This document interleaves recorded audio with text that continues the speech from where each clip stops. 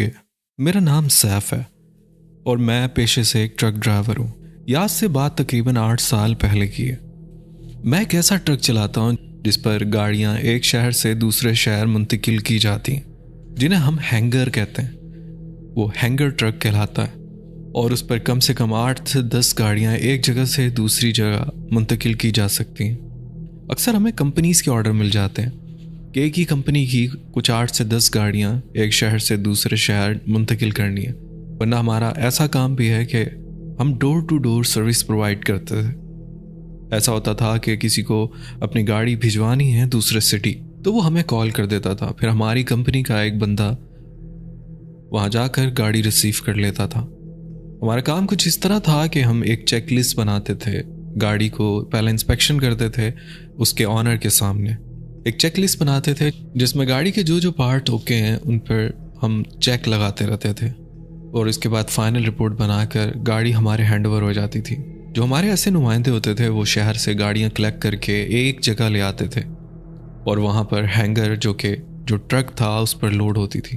अक्सर ऐसा भी होता था कि एक्सीडेंट गाड़ियाँ वो भी उस हैंगर पर जाती थी क्योंकि वो चल नहीं सकती, और कुछ लोग बाय रोड गाड़ियाँ नहीं ले जा सकते तो वो हमें बुल्टी करवा देते थे।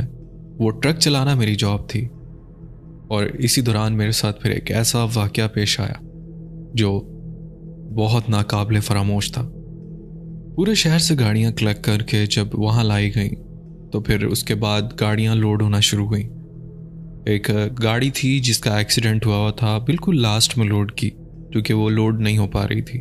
उसे लिफ्टर से उठाकर ट्रक में लोड कर दिया गया और फाइनली फिर हम 12 बजे रात को कराची से निकल पड़े इस्लामाबाद के लिए। हम अपने सफ़र पर रवाना हो चुके थे। मेरी गाड़ी की स्पीड हद रफ्तार 40 पर मेंटेन रखनी होती थी, क्योंकि इससे ज़्यादा ना वो गाड़ी लोड ले पाती है और फिर पीछे खड़ी गाड़ियों के लिए भी डेंजरस है। तो मैंने अपनी गाड़ी चलाना शुरू की। मेरे साथ एक और भी बंदा था जो कि खुद भी ड्राइवर था, जो कि हमें तकरीबन इस स्पीड को मेंटेन रखने में और सफ़र तय करने में 3 दिन लग जाते थे इस्लामाबाद पहुंचते पहुंचते। तो इस दौरान हम मिलकर ही गाड़ी चलाया करते थे, कभी वो कभी मैं, और बीच बीच में कहीं ना कहीं हम स्टे भी ले लिया करते थे खाना पानी और नमाज वगैरह के लिए। और खुदा न खास्ता अगर गाड़ी को कुछ हो जाए, गाड़ी पंचर हो जाए, ख़राब हो जाए, तो भी लंबे टाइम के लिए हमें स्टे लेना पड़ता था। बहरहाल तकरीबन 10 से 12 गाड़ियाँ उस हैंगर पर लोड थीं और हम सफ़र पर रवाना थे। हमारा प्लान था कि हम सुबह फजर के बाद रोशनी में एक ख़ास एरिया क्रॉस कर लें जहाँ पर लूटा मारी का बहुत ख़तरा होता है। तो इसीलिए हमने उसी हिसाब से अपनी गाड़ी का प्लान किया और हम सफ़र पर निकल पड़े थे। रूटीन के मुताबिक सफ़र चलता रहा। हम अभी सिंध में ही थे कि हमें ऑफिस से कॉल आती है कि आगे जो मेन रोड है वहाँ बहुत बड़ा एक्सीडेंट हो गया। तो करना ये है कि आपको कोई ऑल्टरनेट रूट लेना है या आप लोगों को यहाँ स्टे रखना है। जब वो रास्ता क्लियर होगा तो हम आपको बता देंगे। उस भीड़ भाड़ वाली जगह पर आप लोगों ने नहीं जाना, आप लोग पहले ही स्टे कर लें। खैर उन्होंने हमें एक पॉइंट बताया था कि उस पॉइंट पर जाकर आपको रुक जाना है या आप कोई ऑल्टरनेट रास्ता देख लें। अभी वो पॉइंट तकरीबन 2 से 2.5 घंटे का सफ़र बाकी था। अभी ऐसा नहीं था कि उन्होंने कह दिया और हमने वहीं ब्रेक लगा लेनी। उन्होंने जो पॉइंट बताया था वो तकरीबन 2-2.5 घंटे के सफ़र पर था कि वहाँ जाना है। मैं भी तब तक रोड क्लियर हो जाए। और सुना था कि वहाँ पर लोग एहतजाज कर रहे हैं और सुना था वहाँ के मकामी लोगों ने उस जगह का रोड ब्लॉक कर दिया, तो इसलिए वहाँ से ट्रैफिक बिल्कुल ब्लॉक हो चुकी है। तो बेहतर ये है कि या तो दूसरा रास्ता ले लिया जाए या फिर वहाँ स्टे कर लिया जाए, आगे ना जाया जाए, मैं भी कि ख़तरा हो सकता है। तो बहरहाल उनके फ़ोन के बाद हमने आपस में डिस्कस किया। मेरे साथ जो ड्राइवर था वो बहुत सीनियर ड्राइवर था। उसने कहा तुम चलते रहो, मैं तुम्हें आगे से एक और रोड पर ले चलूँगा। वो रास्ता है तो लंबा, लेकिन हम आगे जाकर ये एरिया क्रॉस कर सकेंगे, लेकिन ये रास्ता हमें तकरीबन कोई 8 से 10 घंटे बिल्कुल ऑफ रूट जाना पड़ेगा। तो मैंने एग्री कर लिया, क्योंकि हमें ऑन एंड ऑफ ये खबरें आ रही थी कि मैं भी वो रास्ता काफ़ी देर के लिए ब्लॉक होगा, कब तक होगा ये कुछ पता नहीं था। तो बेहतर ये था कि गाड़ी कंटिन्यूस चलती रहे और सफ़र तय होता रहे। सेफ्टी फर्स्ट प्रायोरिटी थी हमारे काम में, क्योंकि लोगों की बहुत महंगी महंगी गाड़ियाँ पीछे हैंगर पर लोड थी। अब होता ऐसा था कि हम जो गाड़ियों की कीज़ थी वो अपने पास रखते थे। गाड़ियाँ लॉक थीं और नीचे से भी लॉक थीं कि वो हिल ना पाए। बहरहाल मुझे उस ड्राइवर ने एक रास्ते पर टर्न लेने को कहा। मैंने उस रास्ते पर टर्न ले लिया और उसके बाद हम उस सफ़र पर चलने लगे। यह बताता चलूँ, वो सर्दियों की शदीद रात थी।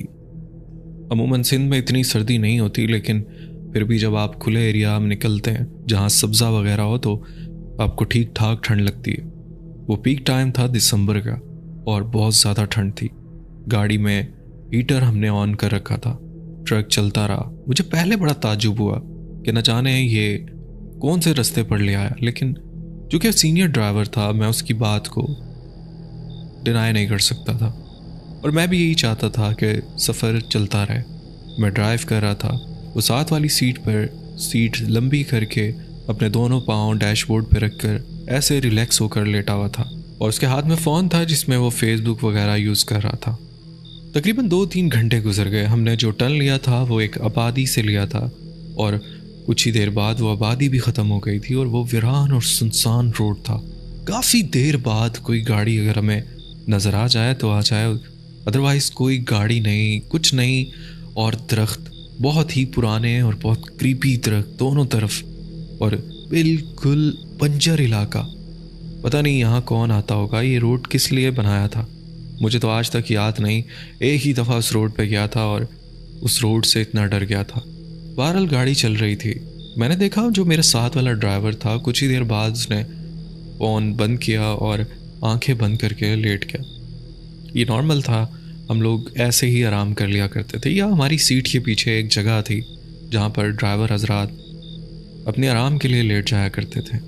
उसने मुझे कहा भी था तकरीबन 3-4 घंटे के सफ़र के बाद एक आबादी आएगी, वहाँ से 2 रास्ते जा रहे होंगे, तो तब मुझे उठा देना या तुमने राइट वाले रोड पर ले लेना। अगर तुम भूल जाओ, कन्फ्यूजन हो, समझ ना आए तो मुझे उठा देना। मैं थोड़ा सा ओवर कॉन्फिडेंट हो गया था और हुआ ये, उसमें मेरी भी गलती नहीं थी। मैं सिगरेट पीने का शौकीन हूँ और मेरे पास सिगरेट बिल्कुल एंड थे। पता नहीं ये वीरान रास्ता कहाँ तक बिल्कुल वीरान था, तो इसीलिए मैंने सोचा कि गनीमत है ही आबादी आई। मेरे पास 2-3 सिगरेट तो थे, लेकिन मैंने स्टैंड बाय में एक पैकेट और ले लिया।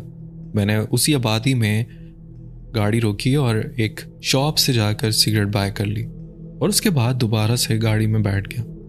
वहाँ से निकलते वक्त ये बिल्कुल भी एहसास नहीं हुआ कि मैंने गलत टर्न ले लिया। पहला लेफ़्ट साइड पे टर्न था, वो बिल्कुल ऐसे नहीं था कि बिल्कुल लेफ़्ट पे जा रहा, वो हल्का सा लेफ़्ट पे कर्व था, इसीलिए अंदाज़ा नहीं हुआ कि मैंने गलत टर्न ले लिया और मैं गाड़ी चलाने लगा। वो न जाने पता नहीं कौन सी जगह रास्ता जा रहा था, बलूचिस्तान या अल्लाह जाने कहाँ पर, बस गाड़ी चलाता चला जा रहा था। अब यकीन जाने गाड़ी कोई 1-8 घंटा और चलने के बाद एक ऐसी जगह पहुंच गई जहां पथरीले पहाड़, ना सब्जा और दरख्त भी ऐसे जैसे बिल्कुल बंजर। मैं न जाने कहाँ ले आया था। अब मुझे दिल में खुटका भी हो कि शायद मैं किसी गलत रोड पे आ गया हूँ और ये भी लगे कि शायद मैं सही जा रहा हूँ। अभी तक वो आबादी नहीं आई, क्योंकि पीछे आबादी तो आई थी लेकिन वहाँ टर्न नहीं मिला था, तो मैं भी कि अभी आगे आने वाली, इसीलिए मैंने उसको डिस्टर्ब नहीं किया और गाड़ी चलाने लगा। बस चलता रहा और चलता रहा। मैं क्या बताऊं उदनान भाई, चारों तरफ देखने पे, नजरें घुमाने पे इतना सन्नाटा, इतनी वीरानियत और इतनी वहशत उस जगह से आ रही थी। दूर दूर तक ना बंदा ना बंदे की साथ, इतना सन्नाटा, और उसी में मेरी गाड़ी बस चले जा रही थी। मेरे साथ वाला ड्राइवर भी सो रहा था और पहले कभी इतने लंबे सफ़र पर मैं कभी इस तरह अंदर से नहीं घबराया, लेकिन मेरे दिल में एक अजीब सी घबराहट, बेचैनी सी होने लगी। अब चूंकि मेरे ट्रक की रोशनी में जो मुझे दिखाई दे रहा था वो दिखाई दे रहा था, दोनों तरफ खूब अंधेरा, और बैक मिरर में भी मुझे सिर्फ अपनी गाड़ी की बैक साइड पे जो रेड लाइट जल रही होती है बहुत पीछे, सिर्फ वो ही दिखाई दे रही थी। अगर मैं अपने साइड मिरर में भी देखूं तो मुझे सिर्फ वो रेड लाइट ही दिखाई दे रही है। इसके अलावा मुझे पीछे बिल्कुल घुप अंधेरा दिखाई दे रहा और कुछ भी नहीं। ट्रक वही 40 की स्पीड में चल रहा है कि अचानक मुझे ऐसा लगता है जैसे कोई वुप करके एक तरफ से दूसरी तरफ गया। वो कोई वाइट कलर की परछाई टाइप की थी। शायद ऐसा था जैसे कोई औरत थी। अब मैं अपने आप से क्वेश्चन कर रहा हूँ कि क्या ये सच था, मैंने देखा, या मेरा वहम था। मैं बुरी तरह डर चुका था, लेकिन फिर भी अपने आप को समझाने लगा, इस वीरान जगह पर और ऐसी जगह पर कोई भला कैसे आ सकता है, और वो भी कोई औरत, और फिर इतनी स्पीड से कोई इधर से उधर कैसे जा सकता है। अच्छा, अगर आप लोगों के साथ ऐसा एक्सपीरियंस हुआ हो कि आप रात में ड्राइव कर रहे हो और आपकी गाड़ी के हेडलाइट के सामने कोई ऐसी चीज़ चमक कर गई हो, जैसे कोई पतंगा या कोई ऐसी चीज़, तो आपको फील होता है, बाकायदा पता चलता है। मैंने अपने दिल को समझाने के लिए वही समझा कि शायद ही कुछ ऐसा वैसा कोई पतंगा हो जो हेडलाइट के बहुत करीब हो, और चूंकि हेडलाइट का फोकस बहुत ज़्यादा होता है तो इसीलिए कुछ टाइम के लिए ऐसे लगा हो जैसे लाइट एकदम से जली बुझी है। लेकिन मैं उसको कहाँ से कहाँ जोड़ रहा था, अपने आप को समझाने के लिए, खुद को तसल्ली देने के लिए, पर बात कुछ और ही थी। अब चूंकि मुझे अंदर से वाइब्स आ रही थी कि मैं एक गलत रास्ता ले चुका हूँ, ये वो जगह नहीं है। अगर मुझे पंजाब की तरफ जाना है तो ऐसे पहाड़ उस साइड पर नहीं आते, चाहे किसी भी रास्ते से जाओ। ये यकीनन मैं कि बलूचिस्तान की साइड शायद निकल आया। मैंने अपने साथ वाले ड्राइवर को उठाया, मैंने कहा, भाई देख, मुझे लग रहा है हम किसी गलत रास्ते पर निकल आए। उसने उठते ही मुझे डांटना शुरू कर दिया, मुझे बातें सुनाना शुरू कर दी। वो शाउट हुआ मुझ पर, क्योंकि कंपनी का फ्यूल चल रहा था और उसकी जवाबदारी हम दोनों की थी। उसने मुझे कहा, तुम्हें मुझे बताना चाहिए था कि तुमने गलत टर्न ले लिया। मैंने कहा, मुझे खुद इस चीज़ का आइडिया नहीं था। बहरहाल मैंने उसे कहा कि भाई अब मुझे डर भी लग रहा है, ये जगह मुझे ठीक नहीं लग रही। उसने मुझे कहा, हमारे पीछे करोड़ों की गाड़ियाँ और हम किसी गलत रूट पे जाने का रिस्क भी नहीं ले सकते। खुदा ना खास्ता यहाँ पर डाकू वगैरह हमें पड़ गए तो हम क्या करेंगे? हम तो एक आम से ड्राइवर हैं, कहाँ कहाँ मुंह देते फिरेंगे। मैं भी बहुत डर गया, एक तो ये जिम्मेदारी, फिर डाकुओं का डर, और फिर कुछ और जो इस रोड पर चलने वाला था, और उसका एक ट्रेलर मुझे कुछ देर पहले मिल चुका था। अब मसला ये था कि हमारे फ़ोन्स में सिग्नल भी आना बंद हो गए थे कि हम अपनी कंपनी पे राब्ता भी कर सकें, लेकिन ऐसा नहीं था क्योंकि वहाँ नेटवर्क नहीं आ रहा था। बहुत परेशान हो गए, एक ब्रेक लगाया और आपस में डिस्कस किया। अब मेरे साथी ने कहा कि थोड़ा सा और चलो, हो सकता है हमें वहाँ से कोई ऑल्टरनेट रास्ता मिल जाए, कोई आबादी आ जाए, हम उनसे पूछ लें, और बजाय इसके कि हम इतना रास्ता तय करके आ चुके हैं, दोबारा गाड़ी इतना चलेगी, फ्यूल ज़ाया होगा, कंपनी का भी नुकसान है और हमारे लिए भी मसला हो सकता है। एक रिस्क था। अब इतना तो हम चल के आ चुके थे और दोबारा हम इतना वापसी का रास्ता नहीं ले सकते थे, पर अगर अल्लाह ना करे कोई आगे रास्ता ना मिला तो वो हमारा आखिरी ऑप्शन है, हमें वापसी इस रास्ते से आना है। हम चलते रहे और बस गाड़ी चलती रही, बस हमारा मुंह बना रहा। अंदर से परेशान भी थे और डरे हुए भी थे कि अभी इस वीरान इलाके में कोई डाकू आकर हमें लूट ना ले। गाड़ी चलती रही। उसने मुझे कहा कि बस तुमने गाड़ी पे पूरा फोकस रखना है, गाड़ी रोकनी नहीं है, और अल्लाह ना करे कोई सामने आता है, जो एक्शन लेना हो मैं तुम्हें बताऊंगा, तुमने पैनिक नहीं होना। बस वो मुझसे ऐसी बातें कर रहा था और मेरा दिल डूबे चला जा रहा था कि लाइफ में कभी ऐसा मौका नहीं आया कि ऐसा कुछ करना पड़े, लेकिन वो पूरा तैयार था कि अल्लाह ना करे कि कोई हमारे सामने आ जाए और हमारा ट्रक रोक दे। हमने ट्रक में एक बैट रखा हुआ था जो खुदा ना खास्ता किसी बुरे वक्त में हमारे काम आए। उसने वो बैट निकाल लिया और अपने पाँव के पास रख लिया। कहने में बड़ा अजीब लग रहा होगा कि जो भी डाकू आएंगे वो असले के जोर पे आएंगे, ये बैट कोई काम नहीं करेगा उनके सामने, लेकिन फिर भी डूबते को तिनके का सहारा। अच्छा, यहाँ मैं बताता चलूँ, उसके उठने के बाद मुझे इस मखलूक से ज़्यादा डाकुओं का डर लग गया था, क्योंकि वो इस बात को लेकर बहुत ज़्यादा परेशान था और जिस तरह की वो बातें कर रहा था मैं भी बहुत पैनिक हो चुका था। बहरहाल गाड़ी चलती रही, लेकिन हमें कोई आबादी नज़र नहीं आ रही थी। फिर कुछ देर बाद उसने कहा कि रुक रुक रुक रुक रुक। मैंने गाड़ी को ब्रेक लगाई। वो अपनी विंडो साइड पर उस तरफ देख रहा था और हाथ का इशारा मेरी तरफ था कि गाड़ी रोको।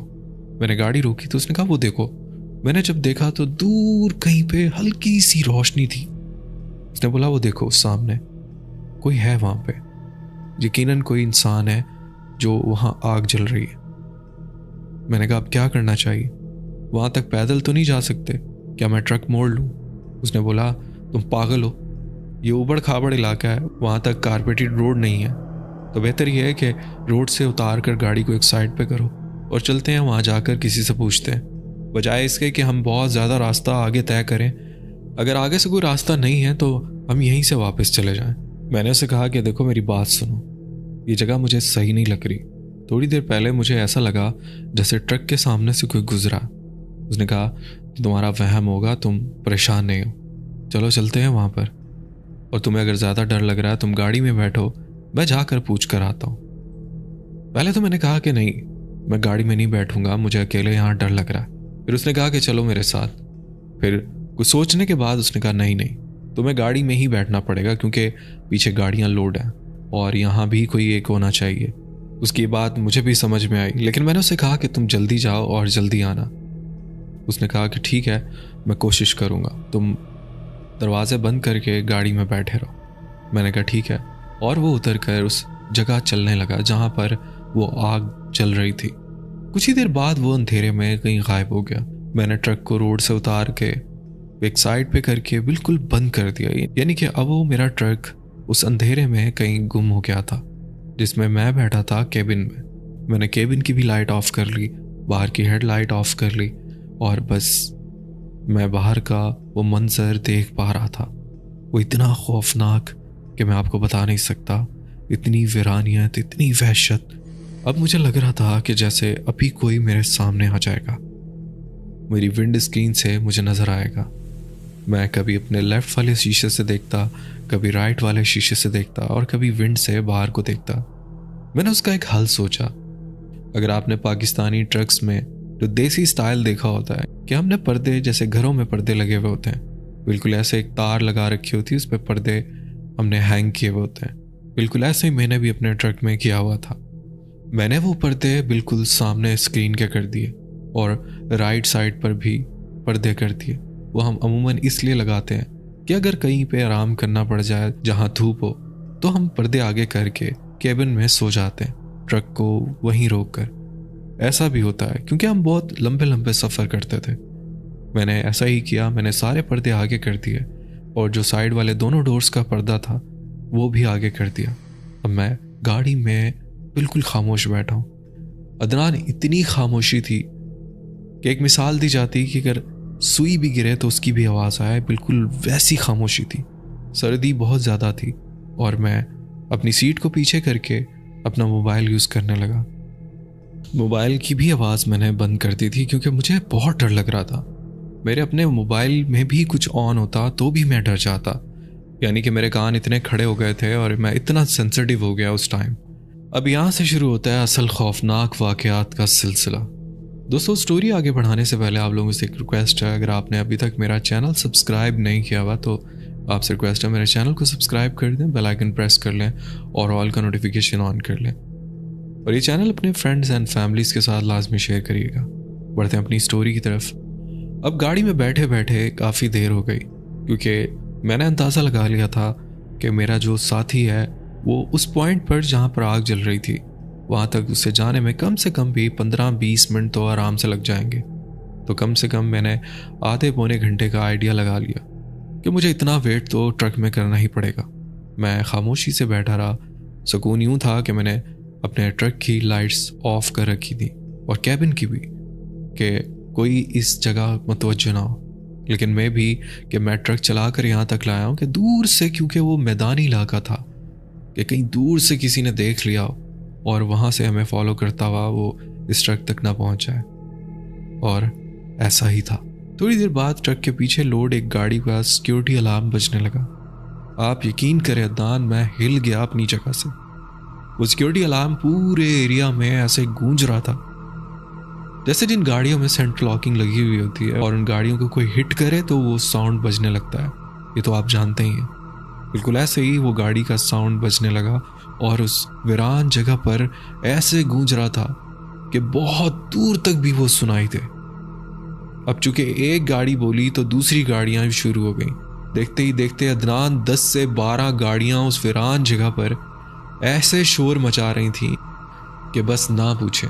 वो मंजर सिर्फ मैं ही देख सकता था और मैं ही महसूस कर सकता था। अब मेरी जगह अपने आप को उस टाइम इमेजिन करके देखें। क्या माहौल हो कि आप एक खौफनाक सन्नाटे वाली वहशत ज़दा जगह पर खड़े हो और आपको दूर दूर तक कोई इंसान नज़र ना आ रहा हो, आप अकेले हों और आपके पीछे जो गाड़ियाँ हैं वो शोर कर रही हों सोचें क्या हालत हो। लेकिन हैरत वाली बात यह थी कि इतनी खामोशी में ये गाड़ियां बिला वजह कैसे इतना शोर मचा सकती हैं। हालांकि चूंकि जब गाड़ियां ट्रक पर लोड थीं, यकीनन इन गाड़ियों को किसी ने छेड़ा था और इनका सिक्योरिटी साउंड ऑन हो गया।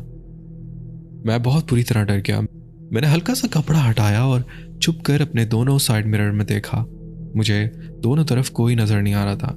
ट्रक के डैशबोर्ड से मैंने उनकी कीज़ निकाली और बारी बारी सारी गाड़ियों का सिक्योरिटी अलार्म ऑफ किया। मैं डर रहा था और मेरे पास कोई चारा नहीं था सिवाय वहाँ सब्र करके बैठने के और अपने आप को ऐसे ही सिक्योर रखने के। मैंने गाड़ी के दोनों डोर्स लॉक किए हुए थे और फिर मुझे ऐसे लगने लगा जैसे कोई बाहर चलता हुआ गाड़ी के कैबिन तक आया। मैं कान लगाकर सुनने लगा। मेरे कान उसी तरफ थे।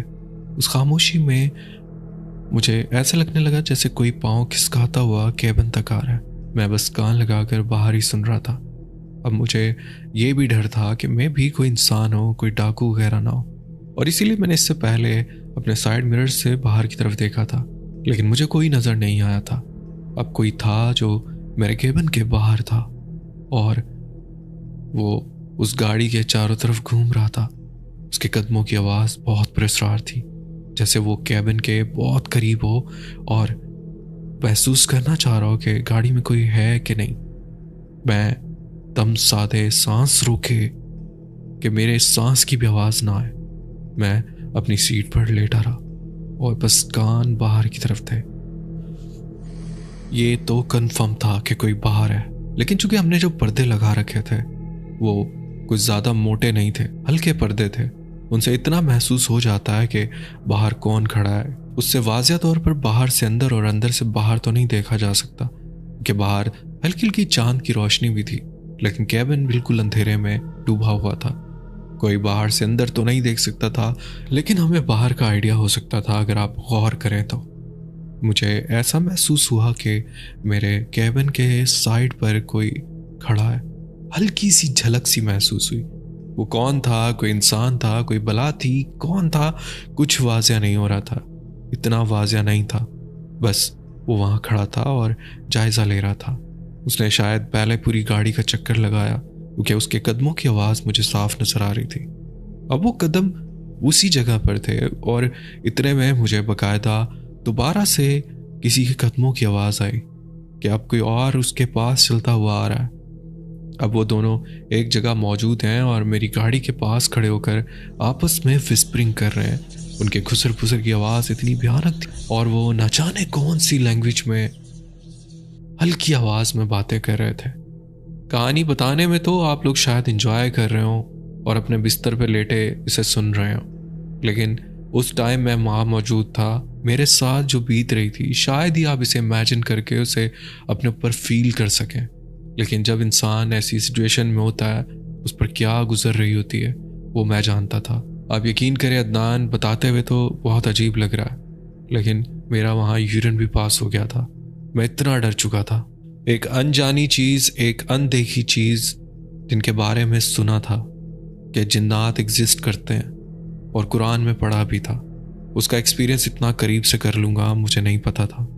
अब होता ऐसा है कि इसी सिचुएशन में काफ़ी टाइम गुजर जाता है। वो वहाँ खड़े कुछ विस्परिंग करते रहते हैं और उसके बाद वो पीछे जाते हैं। मुझे गाड़ी की हरकत भी महसूस होती है, यानी कि वो जो भी थे उनके एक दफ़ा हल्का सा हिलाने पे गाड़ी ऐसे जैसे कोई खिलौना हो इतनी ज़्यादा हिलने लगी, इतनी मूव करने लगी। लेकिन मुझे पैनिक नहीं होना था, मुझे चीखना नहीं था, मुझे अपने डर पर काबू रखना था। इसलिए मैंने अपने आप पर काबू रखा और अल्लाह रसूल का नाम लेने लगा। मैंने आयतल कुर्सी पढ़ी, मैंने 4 कुल पढ़े, अपने ऊपर फूंक लिए और बस अल्लाह से मदद मांगने लगा। मुझे अपने साथी की भी फिक्र थी जो अभी ट्रक से बाहर था और उस वीराने में कहीं गया था। न जाने उसके साथ कुछ हो ना जाए, या अल्लाह उसे भी खैर खैरियत से वापस ले आ और हमें बस इस जगह से निकाल। इसके बाद कभी भी ऐसा कोई रिस्क नहीं लेंगे। बाहर अल्लाह की ज़ात बड़ी बेनियाज है। अब मुझे ऐसे लगने लगा था कि जैसे वो जो भी मखलूक है, अब उनके साथ कोई छोटे छोटे बच्चे भी हैं जो मेरे ट्रक के साथ खेल रहे हैं, मेरे ट्रक को मूव कर रहे हैं, इधर से उधर भाग रहे हैं, उधर से इधर भाग रहे हैं। अब आप यकीन जाने, अब मुझे ऐसे लगने लगा कि दूर से किसी औरत ने इनको आवाज़ दी है वो औरत भी उसी भयानक आवाज़ का एक हिस्सा थी। जैसे ये लोग अपनी एक अजीब सी आवाज़ में कुछ विस्पर कर रहे थे, बिल्कुल वैसी ही आवाज़ उस औरत की थी, लेकिन उसने लाउडली इन सबको आवाज़ दी और वो कुछ और लैंग्वेज में इनसे कुछ कह रही थी। अब मैं उसका खुलासा करता चलूँ, जो मैंने ऑब्जर्व किया, जो मैंने उस टाइम सिचुएशन समझी। जैसे वो कहना चाह रही हो कि तुम लोग यहाँ क्या कर रहे हो, ये बच्चों को क्यों लेके आ गए यहाँ पे, चलो घर चलें, और यहाँ क्या कर रहे हो, ये क्यों खड़े हो। उफ मेरे खुदा, उसकी आवाज़ और ये सब कुछ मैं बयान नहीं कर सकता, लेकिन वो मेरे लिए बहुत अच्छी साबित हुई। वो शायद अल्लाह ताला ने मेरे लिए हेल्प भेजी थी। उस औरत ने इन सबको इकट्ठा किया। अब ऐसे लगने लगा वो सब लोग बाहर उस आवाज़ का पीछा करते हुए उस तरफ चलने लगे हैं। वो थोड़ी देर बाद वो जगह बिल्कुल वैसे ही वीराने में डूब गई। मैंने अपने लेफ्ट साइड का जो पर्दा था उसको हटाकर जायज़ा लेना चाहा कि मेरा साथी कहाँ पहुँचा, वापस आ रहा है कि नहीं आ रहा। बहरहाल वो मुझे कहीं नज़र नहीं आया। बाहर खूब अंधेरा था, पर बाहर का माहौल इतना वहशत ज़दा था, दोबारा हिम्मत नहीं पड़ी। मैंने कहा खुद से आ जाएगा जब भी आ जाएगा। बस अंदर बैठा रहा और कुरानी कलमात पढ़ता रहा, बस वेट करता रहा। मेरे पास उसके अलावा और कोई चारा नहीं था। काफ़ी देर गुजर जाने के बाद मेरे ट्रक का डोर नॉक होता। मैं हिम्मत करके पर्दा हटा कर देखता हूँ तो मेरा साथी बाहर खड़ा होता है। मैं फ़ौरन से उसका डोर खोल देता हूँ। मेरा साथी अंदर बैठता है और बहुत परेशान होता है। मैं उससे पूछता हूँ कि क्या हुआ, कोई मिला वहाँ। उसने कहा कि मैंने कुछ अजीब ही देखा है वहाँ पे। वहाँ आग जल रही है और एक झोंपड़ी नुमा घर है, अंदर बाकायदा हर चीज़ मौजूद है, लेकिन वहाँ दूर दूर तक कोई इंसान नहीं है। ना ही मुझे वहाँ कोई मिला और ना ही करीब। मैंने चारों तरफ आवाज़ें भी दी, लेकिन मुझे किसी की कोई मौजूदगी वहाँ महसूस नहीं हुई और ना ही मुझे वहाँ कोई मिला। उसकी बात बड़ी अजीब थी। उसने कहा मैंने कुछ देर वेट भी किया लेकिन कोई नहीं आया, और फिर मुझे डर लगने लगा कि यहाँ कुछ मामलात और ही ना बन जाए। बेहतर यही है कि हम कंपनी को जवाब दे लेंगे, हम यहीं से ट्रक रिवर्स करते हैं और वापस चलते हैं। मैंने कहा ठीक है। मैं उस सिचुएशन में नहीं था कि उसे सारी बात अभी बताऊं। अभी मैं बहुत घबराया हुआ था, मेरे हाथ पांव कपकपा रहे थे। उसने मुझे कहा कि तुम बहुत परेशान हो, तुम डरे हुए हो, खैरियत है। मैंने कहा मैं बताता हूँ। उसने कहा मैं ट्रक चला लेता हूँ, तुम बहुत घबराए हुए हो। मैं उसे फ़िलहाल ट्रक नहीं दे सकता था क्योंकि जिस सीट पर मैं बैठा था वो एक वजह जो मैंने आपको बताई, उस वजह से वो सीट ख़राब हो चुकी थी। मैंने ट्रक मोड़ा और वापस उस रास्ते पर चलने लगा। अदान यकीन जाने जब तक वो रास्ता कटा नहीं, मुझे ऐसा लग रहा था जैसे अभी कोई हमारे राइट वाले शीशे से आ जाएगा या लेफ़्ट वाले शीशे से। हमें मुसलसल किसी की मौजूदगी का एहसास होता रहा। बहुत ही खौफनाक रास्ता था और बहुत ही सुनसान। यकीन जाने वो 3 से 4 घंटे वापसी उस रास्ते पर चलते रहे, बिल्कुल वीरान और सुनसान, बिल्कुल वैसा ही मंजर, दूर तक न बंदा न बंदे की ज़ात। हम वापसी चलते रहे और बिल आखिर वही शहर आ गया जहाँ से हमें टर्न लेना था।